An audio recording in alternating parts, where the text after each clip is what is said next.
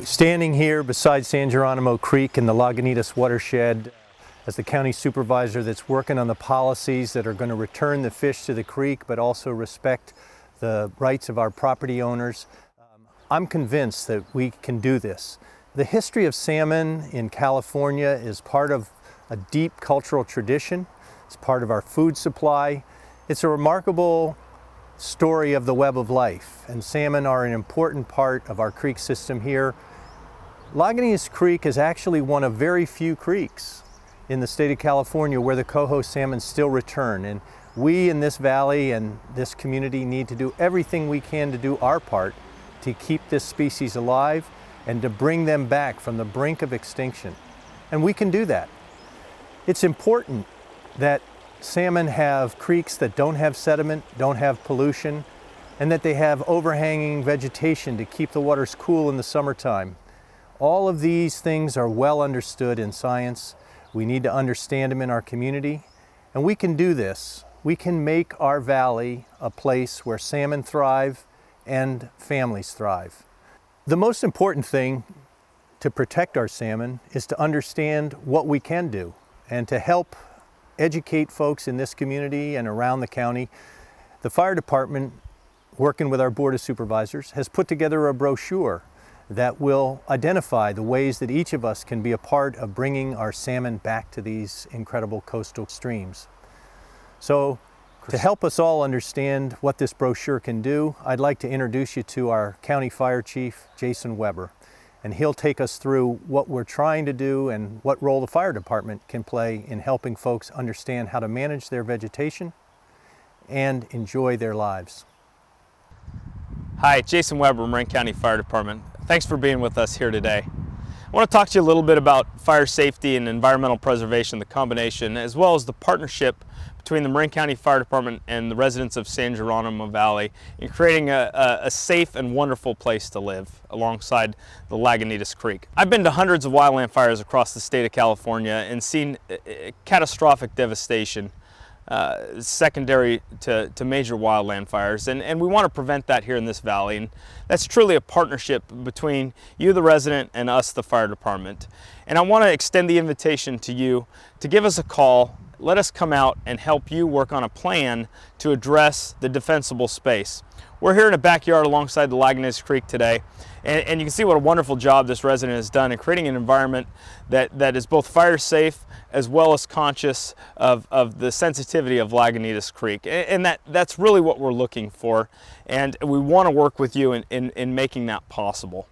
Next, I want to introduce our forester, Kent Julian, who will talk to you a little bit about the native tree ordinance. My name is Kent Julian. I'm the forester for Marin County Fire Department. Trees that are rooted near the creek are protected by Marin County's native tree ordinance. And it's important for you to know that before you cut a tree that's healthy, you'll need to get a permit. For those trees that are hazardous, that either have a structural defect or have limbs that are too close to your home, you might consider pruning those trees or, as a last resort, removing it.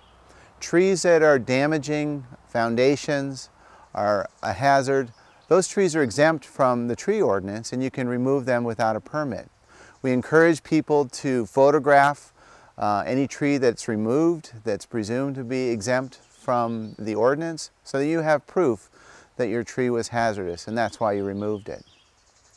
We think it's very important that we maintain a dense forest canopy over the creek. From a fire safety point of view, this helps suppress the growth of understory shrubs that can carry a fire to your home. So we want to work with you in creating a landscape that is safe for your family and that protects your home. And we can do this by thinning out the trees, by pruning trees, and also by planting new trees that will help the creek environment thrive. Native trees are protected based on their size. Along the creek, willows and madrone trees that are larger than 6 inches in diameter at breast height, and that's measured 4.5 feet above the ground, are protected and would require a permit if they are removed. For oaks, bays, and redwoods and Douglas fir trees that are larger than 10 inches in diameter, they're protected and a permit is required to remove them if they are healthy. It's very important that you protect your family and your home from trees that may fall onto your property. Trees that are right next to the home, in close proximity to play structures and patios, we need to be very careful and examine them regularly to make sure that they are safe. If they are unsafe, then perhaps we can prune them to make them more safe for that condition. Those trees that are further away from the home, we don't need to worry about safety as much. Those trees, if they fall, they would fall into the creek or onto the bank next to the creek. And that's important to allow those trees to live out their lives and to fall onto the creek banks to create woody structures that favor the salmon.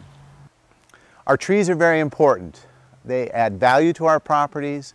They enhance the wildlife habitat along our creeks. I'm here to help you with your trees, so please call me out to your property and I will look at your trees and help guide you to give you the right thing to do to protect your family and to protect your home from a wildfire.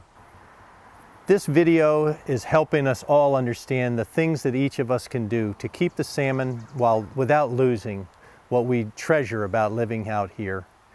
I'm excited about this opportunity to be a part of protecting this incredible species, and I want to work with everyone here who lives along the creek and everyone who cares about the salmon to achieve that.